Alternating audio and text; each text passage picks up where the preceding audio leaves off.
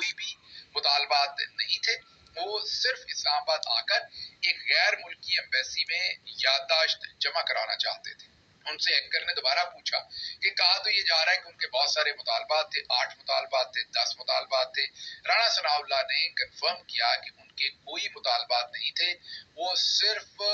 اسلام آباد آ کر ایک ایمبیسی میں یادداشت جمع کروانا چاہتے تھے. اب اس نے تو معاملہ بالکل ہی سیدھا کر دیا،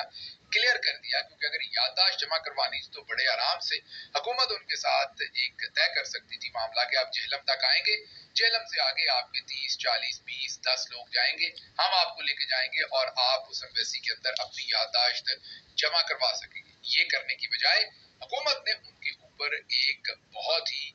بھیانک قسم کا جو آپریشن کر ڈالا، جس نے ایک قومی سانحہ جس کی وجہ سے ہو گیا ہے، اور پورا ملک اس وقت تشویش میں بھی ہے، غصے میں بھی ہے، غم میں بھی ہے اور سہما ہوا بھی ہے. یہ اب وتیرہ بن گیا ہے سیدھی گولیاں چلانے کا. اس سے پہلے یہ 26 نومبر کو اسلام آباد کے اندر کیا گیا تھا اور اب یہ مرید کے اندر کیا گیا ہے. اب نیو نارمل ہو گیا پاکستان میں اغوا کرنا، انٹیلیجنس ایجنسیز کا لوگوں کو غائب کر دینا، چادر چار دیواری کے تقدس کو پامال کر دینا، لوگوں کے گھروں میں گھس جانا. یہ تو معمول کی بات تھی ہی، لیکن اب یہ بھی معمول کی بات ہو گئی ہے کہ لوگوں کو سیدھی گولیاں مارنا. تو یہ صورتحال، ایک تو رانا ثناء اللہ کا جو بیان ہے یہ آپ کو ایک سیکنڈ کے لیے سنوا دیتے ہیں تاکہ آپ کو کنفرم ہو جائے کہ اب حکومت اپنے منہ سے مان رہی ہے کہ ان کے کوئی ایسے باقی مطالبات نہیں تھے. سنیے. کوئی مطالبات ہی نہیں تھے، وہ صرف یہ لانگ مارچ کرتے ہوئے اسلام آباد آنا چاہتے تھے اور اسلام آباد میں ایک غیر ملکی ایک فورن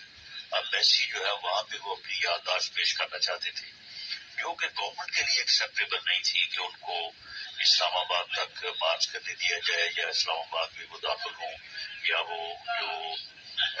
فورن ایمبیسیز کا ایریا ہے وہاں پہ جائے. سن لیا آپ نے. اب دوسری طرف نون لیگ میں سے ہی خواجہ سعد رفیق بھی یہی سوالات پوچھ رہے ہیں کہ جب کوئی معاملات اتنے بڑے تھے نہیں تو پھر آپریشن کیوں کیا گیا، بات چیت سے معاملات حل کیوں نہیں کیے گئے.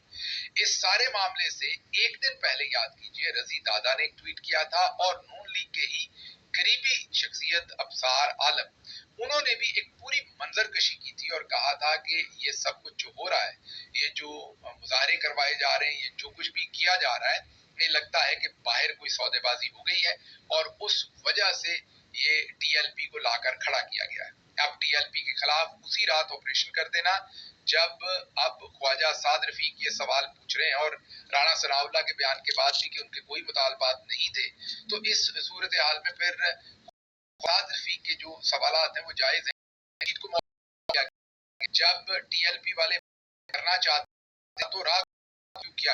کہیں یہ وجہ تو نہیں